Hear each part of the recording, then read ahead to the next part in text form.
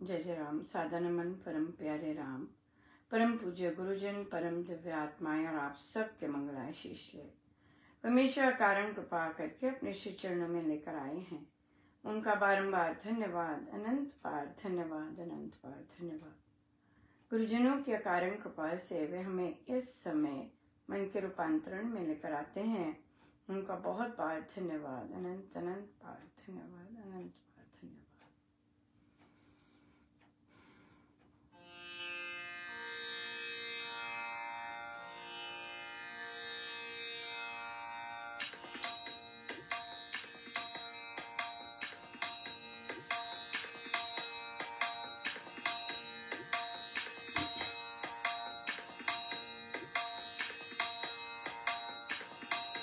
आनंद ही आनंद बरस रहा मेरे बाबा के दरबार में। आनंद ही आनंद बरस रहा मेरे सतगुरु के दरबार में। आनंद ही आनंद बरस रहा, आनंद ही आनंद बरस रहा मेरे बाबा के दरबार में। आनंद ही आनंद बरस रहा मेरे बाबा के दरबार में। आनंद ही आनंद बरस रहा मेरे सतगुरु के दरबार में। आनंद ही आनंद बरस रहा मेरे बाबा के दरबार में। आनंद ही आनंद बरस रहा, आनंद ही आनंद बरस रहा मेरे सतगुरु के दरबार में। आनंद ही आनंद बरस रहा मेरे बाबा के दरबार में। आनंद ही आनंद बरस रहा मेरे सतगुरु के दरबार में।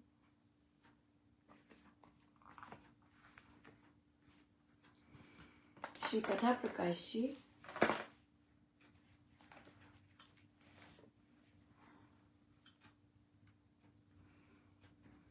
पृष्ठ 516। आपातकाल।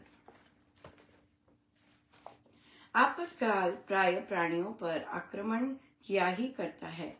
संकट के समय को, विपत्ति के दिनों को तथा अत्यंत कष्ट क्लेश के काल को यानी जन आपातकाल कहते हैं। उस समय उससे पार प्राप्त करने के उपयोगी उपायों को, कर्तव्य कर्मों को, नीति नियम को तथा आचार विचार को, धर्म के तत्व को जानने वाले मुनि जन आपातकाल के धर्म मानते आए हैं। जैसे हमारे पास प्रश्न आते हैं कि बिल्कुल सब कुछ ही खत्म होने वाला है, हमारे पास कुछ भी नहीं बचा, हमारा हमारा हमारा धन सब कुछ ही समाप्त होने वाला है और बहुत ही बुरा हाल है ना। इस तरह से जब साधकगण कहते हैं तो वो आपातकाल ही है, कोई ना कोई विकट समय आया है। तो वहां पर नाम जब सबसे सर्वोच्च औषधि है। प्रोवाइडेड हम उसे दूर होने के लिए प्रार्थना ना करें। राइट, जैसे आपातकाल आ गया, मुसीबत पड़ी हुई है, त्राही मची हुई है, पैसे है नहीं, सब कुछ बिकता जा रहा है, लेकिन प्रार्थना जो है वो हम अगर निष्काम अपना जाप 2 घंटे, 3 घंटे, 4 घंटे करते जाए। लेकिन अगर हम वहां पर इच्छा नहीं करते या मांग नहीं रखते या कोई सपोर्ट नहीं देते धन का, अभाव का, तो वो बहुत जबरदस्त रंग लेके आते हैं, बहुत ही जबरदस्त रंग लेके आते हैं। इसी तरह से जैसे कल रामापासना में चर्चा हो रही थी तो साधक जी बहुत खुश थे, कहते मैं आपसे कुछ शेयर करना चाहता हूँ कि एक साधिका जी का कोई जो गुरुजी कोई होंगे, उनके कोई गुरुजी जो कि ऋषिकेश में रहते, ऋषिकेश में सत्संग लगा तो उन्होंने कहा कि भाई उनको ब्लड कैंसर हुआ।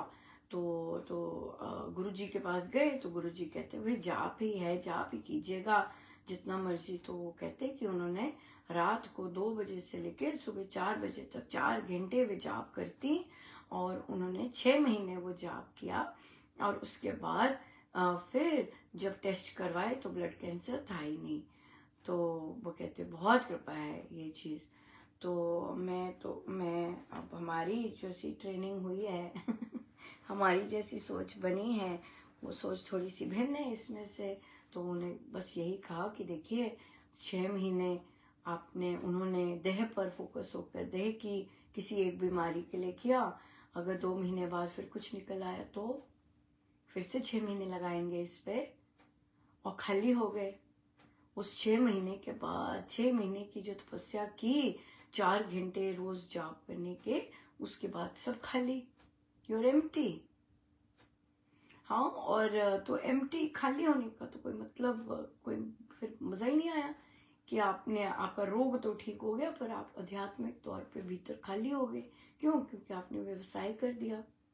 तो देखिए जब रोग आता है, अपमान आता है, और इस तरह से जैसे उन साधिका को धन का इतना ज्यादा अभाव आ गया कि क्या हो रहा है, ये जो विपत्ति आई है ये आत्मा के ऋण चुकाने आई है, जो हमारे कर्म फल है उनको धोने आई है।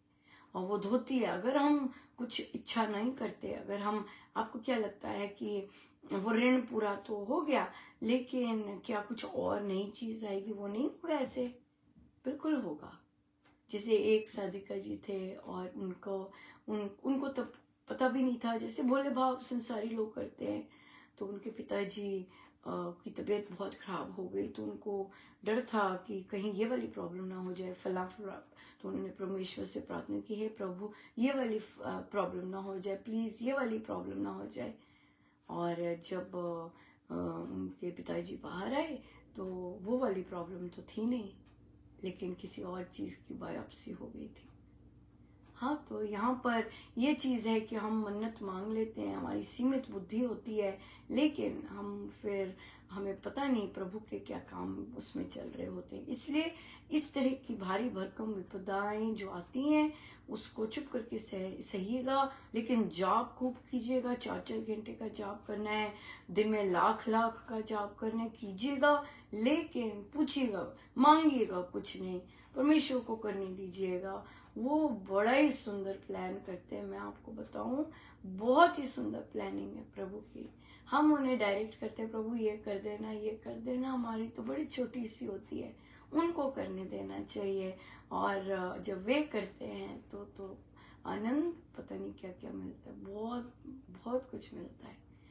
सो इसलिए ये चीज ये ध्यान रखनी चाहिए। हम इतने उच्च कोटि के संतों की हमने उनसे दीक्षा ली है, लेकिन हमें पता नहीं है उनकी दीक्षा का महात्म्य, हमें उनकी दीक्षा का, हमें उनके दिए नाम जाप का बिल्कुल भी पता होगा। पोस्ट पढ़ते हैं, इधर पढ़ते हैं, उधर जाते हैं, ऐसी घटनाएं सुनते हैं तो पता है, लेकिन जो और गूढ़ी चीजें हैं, जो कि बिन मांगे चीजें ठीक होती है, उन चीजों का नहीं पता। क्योंकि ऐसे दरबार से बिन मांगे तो बहुत कुछ मिलता है, बहुत कुछ मिलता है, पता भी नहीं होता कि क्या मिल जाए। तो इसलिए चुप रहना चाहिए, जाप करना चाहिए। अंदर प्रभु नहीं जानते, वे अंगसंग है। हाँ, उनके बच्चे हैं, प्रभु नहीं जानते कि इनको क्या कष्ट है। उनसे क्या मांगना कि मेरा ये वाला कष्ट दूर हो, वो तो जानी जान है, उनको पता है कष्ट आया हुआ है, उनको नहीं पता कष्ट आया हुआ है, भारी भरकम पता है कष्ट आया हुआ है। तो इसलिए जाप खूब करना चाहिए और धन्यवाद। होते जाने चाहिए कि प्रभु ये जो आया है ये मेरे भले के लिए आया है, जरूर भला हो रहा है, मुझे इसमें कोई डाउट नहीं है प्रभु कि मेरा भला हो रहा है इसमें, राइट। तो अगर ये फॉर्मूला करके करेंगे तो बड़ा ही बहुत कृपा है, बहुत कृपा बरसती है, बड़े आनंदित होते हैं, प्रभु आनंदित होते हैं, गुरुजन आनंदित होते हैं। और जब ये सब आनंदित हो तो फिर आप क्या कह सकते हैं बहुत बहुत ज्यादा। सो आज आपका जो मैं बताने जा रही हूँ वो महिलाओं का भी और जो पुरुष भी ऐसी सोच रखते हैं, खुली सोच रखते हैं, बहुत ही आनंद आने वाला है। हम सबको बहुत आनंद आया, मेरे गुरुजनों को जो आनंद आया होगा उसकी तो सीमा ही नहीं, तो बहुत ज्यादा। वो साधिका जी जहाँ पर सत्संग करते हैं, जहाँ महाराज ने उन्हें चुना है सत्संग करने के लिए, वहाँ पर जो सत्संग होता है, और बहुत होते हैं सत्संग वहाँ पर, लेकिन वहाँ जो सत्संग होते हैं वहाँ क्या होता है कि उनके सत्संग में चाय पानी बहुत होता है। और वो उनको महाराज डिफरेंट सत्संगों में लेके गए हैं, तो उन्होंने यही बोला भाई चाय पानी नहीं होता हमारे स्वामी जी महाराज के, चाय पानी नहीं होता, बस यही बोलते हैं वो। और फिर उन्होंने तो एक संसारी ग्रुप था वो, उन्हें कहा नहीं, उन्हें निकाल दिया अपने ग्रुप से कि भाई नहीं आप तो चाय पानी मना करते हैं, हमने तो ये वाले पाठ करने हैं। कहते करो जो मर्जी। उनके काफी वर्षों के फ्रेंड्स थे, उन्होंने निकाल दिया वो। और दूसरी जगह फिर वो गए जहाँ उन्होंने उपासक का आंतरिक जीवन आरंभ किया है। अब उपासक का आंतरिक जीवन आरंभ किया तो वहां पर सत्संग के पश्चात उन्होंने सबसे पहले क्या किया, खाना बंद किया। बड़ी भारी कृपा कि महाराज हमें कुछ नहीं पता महाराज का, हमने तो एक ग्रंथ भी नहीं पढ़ा महाराज का। और महाराज ने तो कुछ वहां पे 4 महिलाएं हैं वो अपना फॉलो कर रही हैं, अपना रामोपासना कहेंगे, उपासक का आंतरिक जीवन। और तो उसमें से एक नॉन साधिका भी उनकी मित्र है, वो आती है। तो आज क्या कर रही थी, सत्संग के पश्चात उन्होंने कोई भोग लगाया, ये किया वो किया, तो इनको ऑफर किया, कहते नहीं मैं तो नहीं लेती बस जी इतना ही कहना था। वो मधुमक्खी का छत्ता टूट के पड़ गया उन पे। एक ही थी महिला, ओ मेरे राम, ऐसे बोली है वो, ऐसे बोली है। कहते भाई, वो साधिका जी कहती भाई आप जो मर्जी करो, हमारे स्वामी जी महाराज तो इसको नहीं मानते और मैं तो नहीं लेने वाली। तो उन्होंने गुरुजनों को भी बड़ा बुला कहा, कहते आपके सतगुरु बड़े निराले हैं। तो मैं वहीं रुक गई, मैं कहा हाँ भाई बड़े ही निराले हैं हमारे सतगुरु बिल्कुल निराले हैं। पर बात ये है कि हमने कहना मानना है उनका, ये है असली बात। और वो साधिका जी वो कहती वो चले गई। और उसके बाद हमने अपना उपासक का आंतरिक जीवन किया और बड़े अच्छे से बैठती हैं वो महिलाएं, कितना सुंदर प्रसाद है। अब उन महिलाओं को जो चीज मिलेगी, उनको हमेशा सबको यही बोलना चाहिए कि आपके जो गुरुजन है वो तभी यहाँ पे लाए हैं ताकि आप सीधा स्वामी जी महाराज के श्री चरणों में जाएं। कोई भी ऐसे कुछ कहता है, यही बोल रहा है कि आपके जो गुरुदेव हैं, आपके जो गुरुजन हैं, वो स्वामी जी महाराज के पास लेके आए हैं आपको, राइट। वापस वहीं से लिया है नाम, अब वहीं पे गए हैं। भारी भरकम कृपा है, वो आपकी साधना से प्रसन्न है। जैसे भी आपने जिस भी गुरुजन के अंडर की, वापस आपको स्वामी जी महाराज के ग्रंथ के पास लेके आए हैं, उनके श्री चरणों में लेके आए हैं। सो ये जो चीज है, ये बड़े बलाढ्य से बोलनी है, क्योंकि इससे क्या होता है, जो गुरुजन होते हैं उनका आदर सम्मान भी बना रहता है और वहां पर द्वेष और उस तरह की बातें नहीं आती कि ओ ये क्यों कर रहे, नहीं। देखिए हर की जरूरतें अलग हैं, हर की आत्मा का स्तर अलग है, हर की यात्रा अलग है, राइट। और कई जनों को अभी वैसा चाहिए, बिल्कुल वैसा चाहिए, माहौल चाहिए, है ना। और तो वो साधना और वो सब के लिए नहीं हो सकते तैयार। तो इसलिए अगर कोई कहता है कि नहीं हमारे कुछ बोलना, हाँ आपके गुरुजनों के कारण ही तो आप स्वामी जी महाराज के श्री चरणों में आए हैं। उन्हीं की कृपा के कारण तो आपको स्वामी जी अपने पास लेके आए, अपने ग्रंथों के पास लेके आए। और देखिए कौन से ऐसे गुरु हैं जो कि आशीर्वाद भर भर के नहीं देंगे जब उन्हें पता चलेगा कि और देख रहे होते हैं कि भाई आप कैसे स्वामी जी महाराज का कहना मान रहे हैं। कौन गुरुजन ऐसे कहेंगे? कितने गुरु, सब गुरुजनों को यही तो है, सबको यही तो प्यार है स्वामी जी महाराज से कि कैसे उन्होंने उन सबका जीवन निहाल किया है। तो वो कितने खुश होंगे कि आप उनके ग्रंथों का अनुपालन कर रहे हैं। बिल्कुल। तो सारे गुरुजनों के आशीर्वाद मिलते हैं सब जब हम स्वामी जी महाराज के श्री चरणों में जाकर फिर उनका ग्रंथ पाठ करते हैं। हाँ, जैसे महाराज कहते हैं कि कौन से गुरुजन है जो कि, कौन देवी देवता है जो कि कहेगा कि अरे राम नाम क्यों ले रहे हो। हाँ, कोई देवी देवता नहीं है, वो तो खुद तरसते हैं कि हमें मानव योनि मिले, क्योंकि देवी देवता को भी प्रभु के दर्शन नहीं होते, उनको भी मानव योनि लेनी पड़ती है, फिर आएंगे दर्शन होते हैं उन्हें। सो इसलिए सारे देवी देवता बड़े खुश होते हैं जब आप उनकी अगर पूजा आराधना को अब धन्यवाद करके कि हे माँ या हे भोले शंकर, हे गणपति महाराज, हे जितने भी हैं कि आपके कारण, हे हनुमान जी महाराज, आपकी कृपा के कारण मुझे स्वामी जी मिले हैं ताकि राम मिला दे, है ना। इसलिए जब भी कोई ऐसा बोलता है, कहता है, वहां पर यही होता है कि आप उन्हें यही कहें कि उन्हीं की कृपा से आपको स्वामी जी महाराज का ग्रंथ मिला है। वो सब आपको सपोर्ट करते हैं, वे सब आपको आशीर्वाद देते हैं, भर भर के आशीर्वाद देते हैं भाई, बहुत भर भर के आशीर्वाद देते हैं।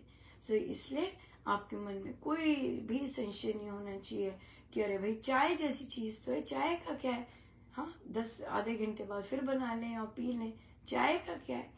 तो चाय या प्रसाद का क्या, हम यहाँ पे प्रसाद देते हैं। अब देखिए सबको स्वामी जी महाराज नहीं चेक करना है, नंबर सबने स्वामी जी महाराज नहीं देने हैं कि कितना सीख के आए हो, किसने क्या बताया, वो पालन किया कि नहीं पालन किया। तो इसलिए जब इतनी भारी भरकम कृपा चल रही है तो बड़े सौभाग्य वाले जो लेते हैं बड़े सौभाग्य वाले लेते हैं। हमें प्रश्न आया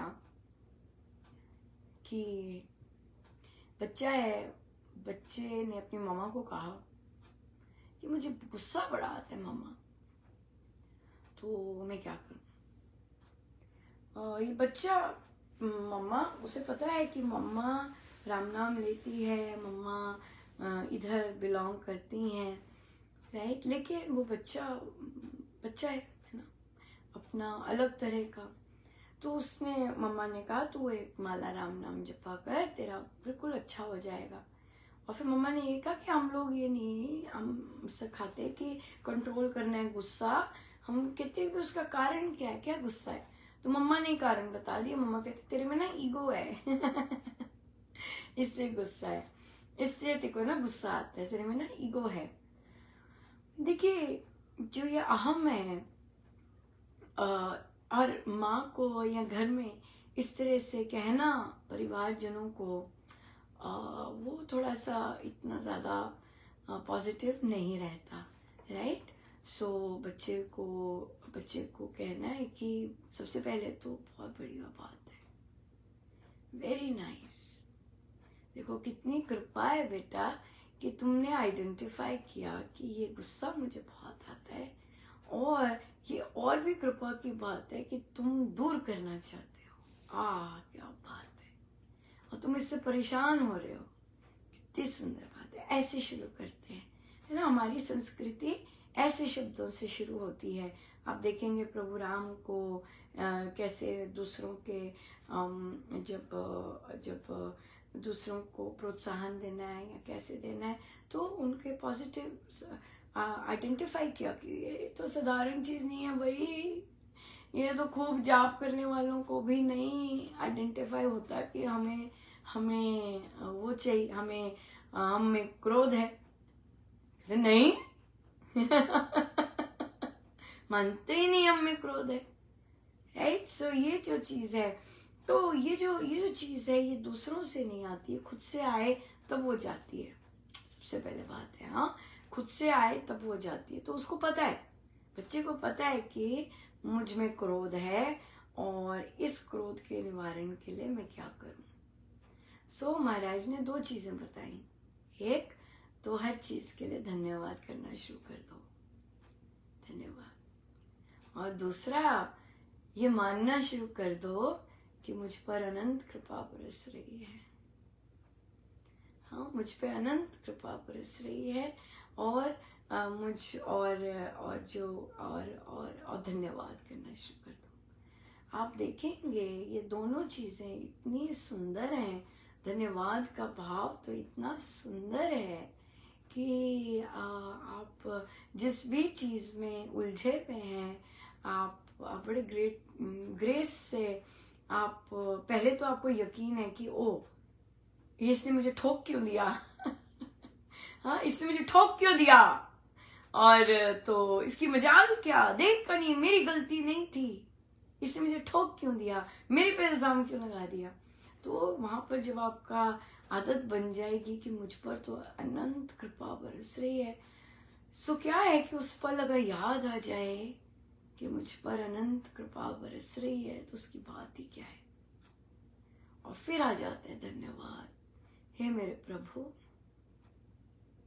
ना जाने क्या काटा आपने इसी चक्कर में, ना जाने क्या काटा, आपका बहुत बहुत धन्यवाद। तो देखिए, पहले तो यकीन हो गया मुझ पर अनंत कृपा बरस रही है, और दूसरा आपका धन्यवाद निकल आया कि भगवान नहीं प्रभु।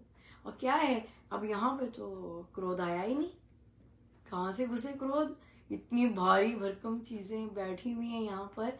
हाँ, कि एक तो मुझ पर अनंत कृपा बरस रही है, हाँ, और दूसरा ग्रेटिट्यूड, बहुत तेरी मेरे साथ ही क्यों होता है, मेरा मैं ही क्यों था वहां, मेरे साथ ही क्यों हो रहा होता है ऐसे ये सब चीजें गायब हो जाती हैं। ये और आ जाता है कि मुझ पर तो अनंत कृपा बरस रही है भाई, और फिर धन्यवाद, बिल्कुल धन्यवाद सो इस तरह से हम अपने अगर अपना एटीट्यूड इस तरह का बनाएं, और ये कांस्टेंट अभ्यास से होता है, एक बार करने से तो बिल्कुल नहीं आता। माइंडसेट लिखना होता है, बार बार लिखना होता है, अपसेट होते हैं फिर लिखना होता है कि नहीं मुझ पर अनंत कृपा बरस रही है, बार बार बोलना होता है, अपने अंदर प्रैक्टिस करना होता है, खूब मेहनत करनी पड़ती है, फिर जाके कहीं बैठता है ना। टू का टेबल कितनी बार मम्मा से याद किया, कितनी बार भूला, हाँ, और इसलिए बहुत बार याद करना पड़ता है। सो इसलिए ये दो चीजें कीजिएगा और आप देखेंगे कि बहुत सुंदर, आपका मन भी बहुत सुंदर खिल जाएगा, और आप और भी इसके बहुत फल होते हैं, बहुत ही फल मिलते हैं, बहुत सुंदर, बहुत ही सुंदर रहेगा। सो बहुत सुंदर, महाराज की साधना ही इतनी सुंदर है कि धन्यवाद के अलावा कुछ है ही नहीं, इतनी कृपा है महाराज की, बहुत सुंदर सोच, बहुत सुंदर। तो आज प्रश्न आया कि हमारे ऑफिस में कहते मैं तो प्रभु को लेके जाती हूँ और प्रभु का कोई अंग संग रख के सारा काम करती हूँ, तो क्या हो गया, मेरा काम निपट जाता है जल्दी से। तो मेरी एक कॉलीग है, वो कहती है कि ये इसने तो मक्खन मार रखा है बॉसेस को, और कहते पहले तो मैं बोलती नहीं थी बिल्कुल, मैं कहती थी ठीक है जो भी है, लेकिन अब मैंने उसे बोल दिया, और मैंने बोल दिया तो प्रश्न था क्या मैंने गलत किया, क्या मैंने गलत किया? बिल्कुल नहीं गलत किया जी। हमारे शास्त्र, हमारी संस्कृति कहती है कि अन्याय के प्रति बोलिए। हाँ, वो अन्याय कर रही है, गलत स्टोरीज कर रही है, उसके पीछे उसके ऊपर बोलिए, राइट। एक चीज आ गई। और फिर और क्या है कि वाद विवाद मेन आ जाता है, वाद विवाद। सो वाद विवाद तब होता है कि जब हम उनकी लंबी लंबी कहानियों को और लंबी लंबी कहानियां, उपदेश और ये वो ज्ञान सब भर देते हैं ना। अगर पते की बात करें तो हमारी एक लाइन में ही पते की बात निकल आएगी, rather देन कि इतने बड़े बड़े पैराग्राफ उन्हें देने के। बिल्कुल। सो उन्होंने वो तो आपको बिल्कुल कहिए आप भी मन लगा के काम करेंगे और इधर उधर ताका झाकी नहीं करेंगे तो आपका भी काम बहुत सुंदर हो जाएगा। करके देखिए, सिंपल, बिल्कुल। सो आज मेरे साथ भी ऐसे ही हुआ। तो क्या था कि हमारे एग्जाम्स चल रहे थे, तो जो एग्जामिनेशन स्केड्यूल सारा कुछ करते हैं, वो जो मेरी क्लास थी उनको भूल गए और फिर उन्होंने सारा का सारा दोष मेरे ऊपर कर दिया। अब कि भाई, और मैं उस क्लास को पढ़ाती नहीं हूँ, मैं सिर्फ उनका ध्यान रख रही हूँ कि भाई आओ भाई मेरे साथ बैठ जाओ, बस इतना ही कर रही हूँ और ग्रेड्स डालती हूँ, जो काम देती हूँ करती हूँ। तो क्या होता है जब ऐसा कुछ किसी को होता है तो सारे ही अगेंस्ट शुरू हो जाते हैं। तो फिर पहले तो मैंने उन्हें बोला और फिर मैं अपने सुपरवाइजर को सीसी जरूर मारती हूँ, उनको समझ नहीं आई बात। तो फिर मैं बाई चांस में पर्सनली भी हो गई। मैंने कहा कि वो भूल गए कि इस तरह से वो बच्चे भूल गए, मिस कर दिया उन्होंने। तो पर वो रुके नहीं उन्होंने, क्योंकि बड़ी बात होती है ना, स्टेट टेस्ट चल रहा है और सबके साथ नहीं हुआ बच्चों का स्टेट टेस्ट। फिर आपने आगे डेफिनेटली उन्होंने रिटर्न में मुझ पर ही दोष लगाया होगा, लेकिन उसका तो हम कुछ नहीं कर सकते। लेकिन अब क्या हुआ कि उसका तो उत्तर दे दिया कि भाई हम जैसे जैसे आपने कहा था हमने वैसे वैसे कर दिया है और वैसे किया है बिल्कुल। तो अब आगे अब मैं और सबको पता है इस बात का, तो अब उसके आगे हम कुछ नहीं कर सकते।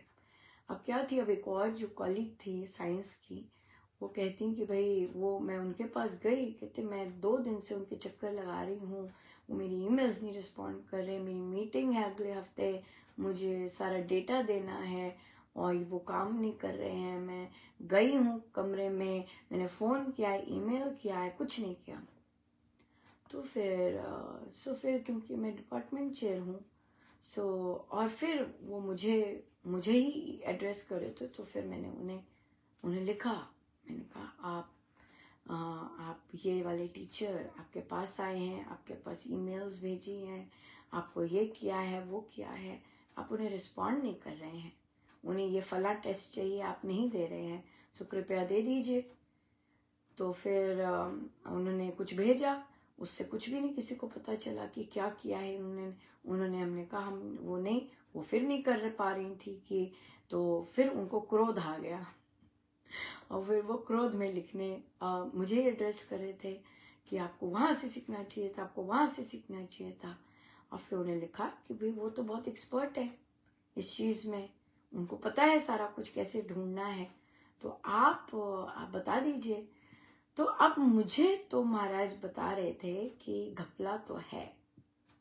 और क्या हुआ, छुट्टी होने पर मैं फिर से उस टीचर के पास किसी और काम के लिए गई। वो मुझे बोलती हैं अब हो गया मिस महाजन, मैं देख पाई हूँ वो। तो मैंने उन्हें कहा ये उन्होंने ही कुछ सिस्टम में नहीं किया हुआ था, तभी आप एक्सेस नहीं कर रहे थे। और क्या हुआ, देखिए प्रभु कैसे कृपा करते हैं।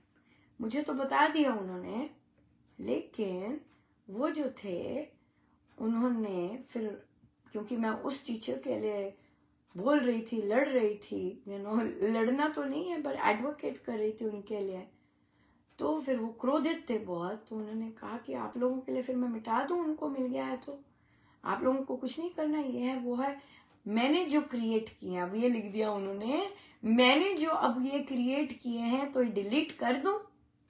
मैं कह लो भाई इक्का आ गया क्योंकि उन्होंने क्रिएट ही नहीं किए थे। पर मैं वहां पर इतना तूल नहीं दिया और जाने दिया मैंने, और उस बात को उठाया नहीं, पर प्रभु ने मुझे डॉक्यूमेंटेशन दे दी कि रिटर्न में डॉक्यूमेंटेशन आ गई कि उन्होंने अभी क्रिएट किए हैं, जो उसी की बात कर रहे हैं, वो पहले क्रिएट नहीं हुए हुए थे।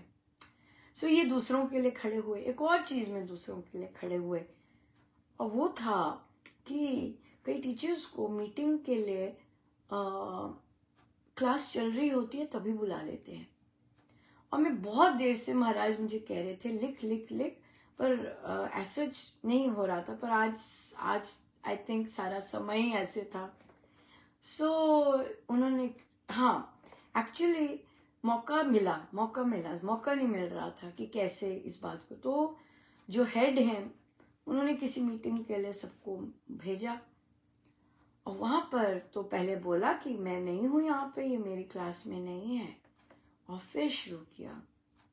फिर उन्होंने कहा कि देखिए आप मीटिंग में क्लास के समय बुलाते हैं, और कई लोग फिर क्या करते हैं, क्लास में मीटिंग कर लेते हैं, और क्लास में मीटिंग करने से क्या हो जाता है, बच्चे भी मीटिंग सुन रहे होते हैं और एडल्ट्स भी, और ये तो सही बात नहीं है। इतना कह के इसका दूसरा पहलू भी था, पर उस समय इतना ही हुआ। हलचल तो शुरू हो जाती है, और उन्होंने इतना बड़ा रिस्पांस देते हैं, पर रिस्पांस पे तो हम ध्यान नहीं देते। महाराज तो ध्यान नहीं दिलवाते, क्यों, वो अपनी क्लैरिफिकेशंस दे रहे होते हैं। तो उन्हें फिर से लिखा, उन्हें कहा धन्यवाद कि आपने अंडरस्टैंड किया। फिर वाइब्रेशंस तो आनी शुरू हो जाती हैं, हलचल वाली। और फिर जो चीज रह गई थी महाराज ने फिर लिखवाई, और वो भी पॉज जानबूझ के ही महाराज ने करवाया होगा। और फिर लिखवाई एक और बात, कई टीचर्स वो क्योंकि जिस पर होगा वो बोल रही होगी नहीं तो मैं तो अलग होके करती हूँ, अलग करती हूँ, मैं तो प्राइवेट करती हूँ। और फिर महाराज ने यही लिखवाया कि अगर वो प्राइवेट में कोई टीचर करता भी है मीटिंग ज्वाइन, पर उसकी क्लास लगी होती है, और जब वह अपने आप को वहां से हटाकर मीटिंग जितनी देर भी चले, जितना भी लंबा चलता है, वो जो क्लास है, बच्चे हैं, वहां कोई टीचर नहीं होता। हमारे रूल है यहाँ पर, कोई भी क्लास में विदाउट टीचर नहीं बैठ सकते बच्चे, तो कुछ भी हो सकता है। सो इसलिए सेफ्टी इशू के कारण तो वहां पे महाराज ने फिर ऐसे लिखवाया कि देखिए बहुत ही सपोर्टिंग कॉलीग्स हैं, और बहुत ही आउट ऑफ द वे जाने वाले कॉलीग्स हैं, लेकिन बच्चे पहले। उसका तो प्रभाव चहु ओर से मैंने कहा ये क्या हो गया आज और उसका तो बहुत भारी भरकम होना था ये सब चीजें। तो और फिर क्या हुआ, इस बात की पुष्टि जब हमारी मीटिंग हो रही थी डिपार्टमेंट की, वहां पर होती नहीं है लोग दूसरों को, पर जब थोड़ा सा ऐसे बात करो तो फिर बात निकल के आई। सबको ये प्रॉब्लम थी, सबको और भी प्रॉब्लम्स थी जो मैं स्वयं भी फेस कर रही थी। तो मैंने उन्हें कहा, नहीं मेरे क्लास में तो ये सब बंद हुआ, ये वो अपने ही बच्चों को नहीं ला कहते बंद कर दिया आपके, फिर नहीं हुआ ऐसे। मैंने कहा नहीं, बाहर के बच्चे लाती थी, नहीं हुआ, बंद कर दिया। और फिर उसके बाद पर उनकी क्लासेस में उन्हीं के बच्चों के गुठबंधन कर लेती थी। आज फिर महाराज ने इस चीज के लिए किया और यही लिखवाया कि अगले वर्ष के लिए, आगे के लिए आप इन चीजों का ध्यान रखेंगे ताकि हम स्कूल ग्रो कर सके और बच्चों का भला हो सके, इन चीजों से। आज हम सब के बड़े ही शूरवीर के कार्य कर रही थी हम सब, है ना। उपासक का आंतरिक जीवन कथा प्रकाश जी रियल प्रैक्टिस में लेके आ रहे, और सबसे प्यारी बात ये होती है कि महाराज जब लिखवाते हैं तो लंबा चौड़ी बातें नहीं लिखवाते, बिल्कुल सटीक। वो जो जितना भी इतनी लंबी लंबी चीजें लिखी होती हैं उस पर जाता ही नहीं है, उस पर जाते ही नहीं है कि भी अगर कोई पर्सनल अटैक कर रहा है उसको इतना सॉलिड इग्नोर होता है। काम की बात होती है जी, काम की बात क्या करनी है, वो लिखवा देते हैं। ये जो चीज है ये महाराज की देन है कि भाई अगले लंबे लंबे लिखेंगे ना जी, काम की बात क्या है, काम की बात देनी है बस, दैट्स इट। सो इसलिए ये चीज ये आती हैं उपासक के आंतरिक जीवन से ये आता है उनका कहना मानने से। जब महाराज संसार के लिए ये स्किल्स बहुत ही सुंदर कर देते हैं, बहुत ही सुंदर कर देते हैं, तो आनंद तो आना ही है फिर, है ना। बिल्कुल। सो इसलिए देखिए कोई लाभ नहीं है अगर हम सदगुरु महाराज का कहना ना माने। कोई है ही नहीं, जीवन में कुछ है ही नहीं कि हम गुरुजन का कहना बिना माने चल रहे हैं, कुछ नहीं, खाली है सब कुछ। पर अगर हम गांठ बांध लेते हैं और जैसे महाराज कहते हैं चलने को वैसे कर देते हैं तो ये लोक भी तर जाता है, परलोक क्या सारे के सारे जितने लोग हैं सब तर जाते हैं। ये है हमारे गुरुजन। अपने मन की, अपने पड़ोसियों की, अपने रिश्तेदारों की, अपने दूसरे साधकों की सुनने की बजाय सीधा वह देखिए कि स्वामी जी ने क्या लिखा है, स्वामी जी क्या कह रहे हैं, और फिर हम वैसे करें। तो अब बहुत आनंद आया बहुत जबरदस्त आनंद, राइट। यस। सो आइए सीधे होके बैठे, अपने प्रभु अपने गुरुजनों के श्री चरणों में बारंबार अनंत बार।